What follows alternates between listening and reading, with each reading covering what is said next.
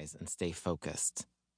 My mom always says fortune favors the determined, or something like that.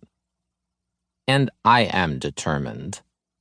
I have 2 weeks and 6 days to finish and submit my screenplay before the Real Sunshine competition deadline, which is totally doable. My whole future depends on it. No pressure. Damn, there really are attractive men everywhere, lying out at the pool or past the iron gate and sandy walkway, stretching across the volleyball court down on the beach. It's like in summer, hot guys get even hotter. It's the sweat and the bronzed abs. I don't do the whole dating thing anymore, so this summer really is the equivalent of scrolling through the Calvin Klein Instagram or something, purely about the visual. Getting close to a boy leads only to heartbreak, disappointment, and most importantly, distraction from one's goals. See, most people spend their high school years searching for their great romance. One like in the movies. But I've already had mine. And T Swift's Death by 1,000 Cuts was my top song on Spotify last year, so I'm good. Maybe once I've secured my spot at USC. Actually, maybe once I've gotten an internship at a studio.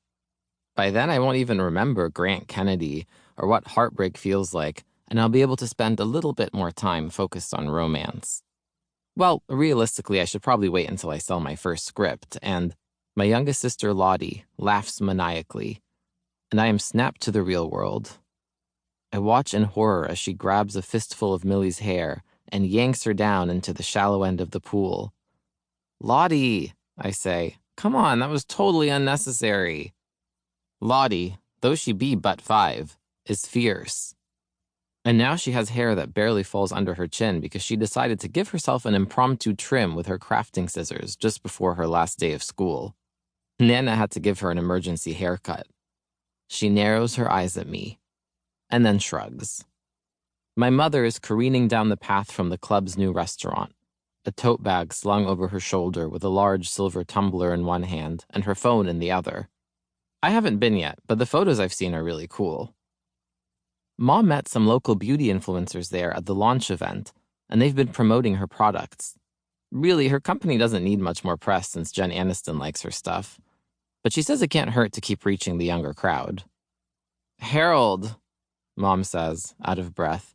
She always calls me Harold, even though Lottie and Millie get nicknames, and everyone I know calls me Harry. Apparently, I'll always be Harold to her. Because of this, Millie and Lottie call me Harold, too. I thought you guys went to the kids' pool. I was worried for a second you disappeared. Moms are always worried. I'm convinced it's a personality trait that's earned as soon as they change their first diaper. Sitting in the chaise next to my table, Mom is wearing a white cover-up and big black sunglasses. Under a giant straw hat, her hair is probably tied up into a knot. It's dyed much lighter than Millie's dark brown waves and certainly differs from the more chestnut hair Lottie and I have. Mom lowers her glasses to eye the girls, and then her phone sounds an alert. They're at war, I say, gesturing my Spider-Man pen toward my flailing siblings.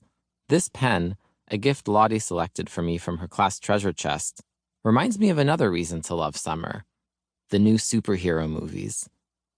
It isn't all about hot guys, even if most of the heroes are hot. That's a happy coincidence. They'll work it out, Mom says, engrossed in whatever email she just got. She quickly responds as 2 more alerts come through. She doesn't even kick off her flip-flops.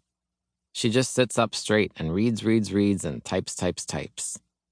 For my sisters and me, the Citrus Harbor Beach Club is all palm trees and virgin daiquiris and nighttime Disney movies projected on the screen at the kids' pool. For Mom, it's a blurred background behind her phone, second to the masses of work emails and texts she gets when she tries to relax by the pool with us before she inevitably goes home because she needs her computer.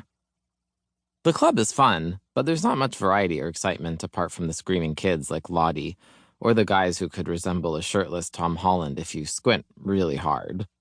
It's the epitome of our small town's slow pace and fixed reality.